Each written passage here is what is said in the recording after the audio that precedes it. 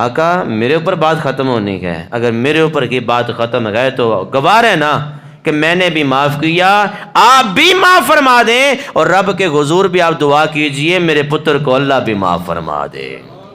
حضرت علقمہ حضور کے صحابی ہیں، لیکن کچھ معاملات ایسے تھے کہ ماں کے ساتھ رویہ درست نہیں تھا، نمازیں بھی پڑھیں، روزے بھی رکھے، زکاتیں بھی دیں، سب کچھ کیا، دینی امور سارے بجا لائے، لیکن ماں کے ساتھ جو عمل تھا نا وہ ٹھیک نہیں تھا، ماں کے ساتھ بول چال ٹھیک نہیں تھی، ماں کے ساتھ رویہ ٹھیک نہیں تھا۔ نزا کا وقت آ گیا، زبان پہ کلمہ جاری نہیں ہو رہا۔ حضرت علقمہ کے یار بیلی سجن حضور کی بارگاہ میں دوڑے دوڑے آئے، عرض کی یا رسول اللہ صلی اللہ علیہ وسلم، علقمہ کا وقت اخیر ہے، نزا کا عالم ہے، لیکن زبان پر کلمہ تو یہ بات جاری نہیں ہو رہا۔ میرے مصطفیٰ نے فرمایا جاؤ دوڑ کے دیکھو علقمہ کی اماں یا پھر ابا زندہ ہیں کہ نہیں۔ غلام آئے، دیکھا ابا جی تو فوت ہو چکے تھے، ماں زندہ تھی، بہت زیادہ بڈڑی تھیں۔ غلاموں نے کہا اماں آپ کو حضور بلا رہے گئے، اماں آپ کو حضور بلا رہے گئے۔ وہ بڈڑی اماں لاٹھی ٹیکتی ٹیکتی حضور کی بارگاہ میں آ گئی۔ جب حضور نے دور سے دیکھا نا، حضور نے فرمایا ماں اگر آپ کی یہ صورتحال تھی، آپ لاٹھی پر ہی چل کر آ رہی تھیں تو مجھے بتا دیتی، میں محمد چل کے آ جاتا، میں محمد آپ کے پاس چل کے آ جاتا۔ جب وہ اماں حضور کی بارگاہ میں آئی نا، حضور نے پوچھا ماں یہ بتاؤ علقمہ کا آپ کے ساتھ برتاؤ کیسا تھا؟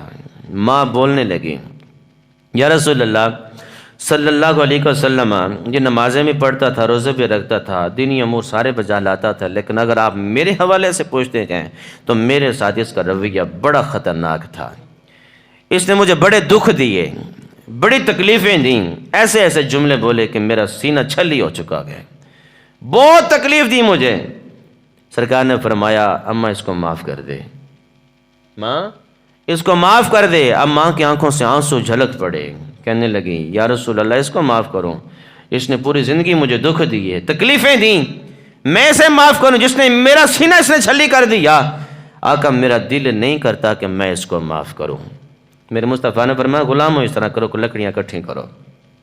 لکڑیاں اکٹھی ہو گئیں، جلا دو ان کو، جلا دیا گیا۔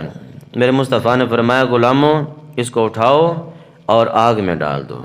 جب یہ بات میرے مصطفیٰ نے فرمائی نا، اٹھاؤ علقمہ کو آگ میں ڈال دو، ماں نے جب یہ جملے سنے نا تو ممتا جاگ اٹھی، چیخ نکلی یا رسول اللہ میرے سامنے میرے لختے جگر کو آگ میں جلایا جائے گا؟